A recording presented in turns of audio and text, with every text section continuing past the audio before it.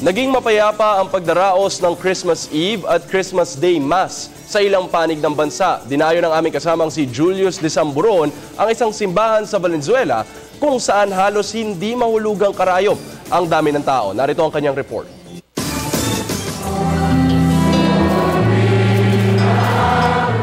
Sama-sama mga kababayan nating Katoliko sa paggunita ng Christmas Eve at Christmas Day Mass sa ilang mga simbahan sa bansa. Bago mag Noche Buena, tradisyon na ng mga Katolikong Pilipino na magtungo sa mga bahay dalanginan upang magpasalamat sa mga kaloob na biyaya at salubungin ang kapanganakan ng Panginoon.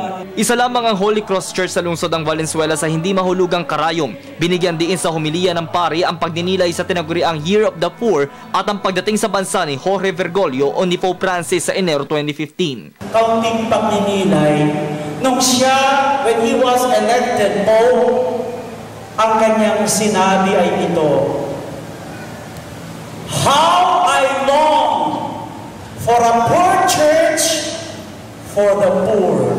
Isang dukhang simbahan para sa mga dukha.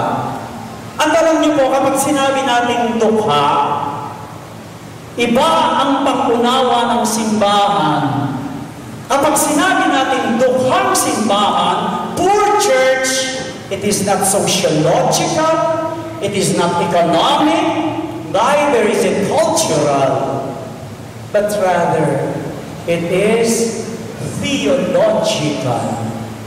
Nagmumula ito sa Diyos na bumaba, na buhay katulad natin.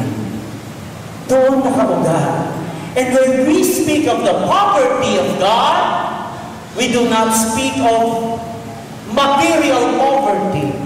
The essence of poverty in the church is humility, kapakumbabaan. Bukod dito'y dapat din aniya tayong magpasalamat sa mga biyayang ating natatanggap hindi lang tuwing may okasyon kundi araw-araw.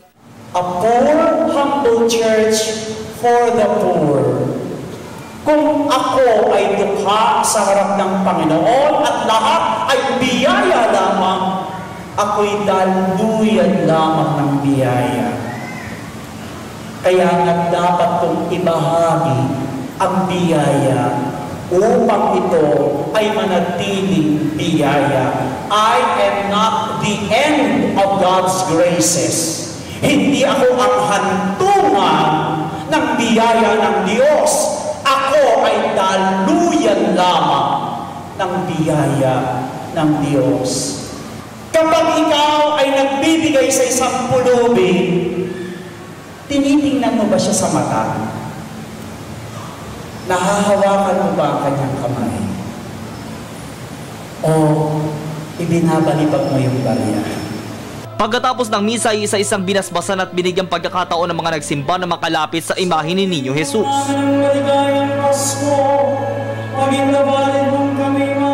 Samantala, naging mapayapa naman ang pagdaraos ng huling simbang gabi at misa de Gallo sa nasabing syudad dahil sa walang patid na pagbabantay ng mga otoridad. Para sa Telebisyon ng Bayan, ako si Julius Desamburon.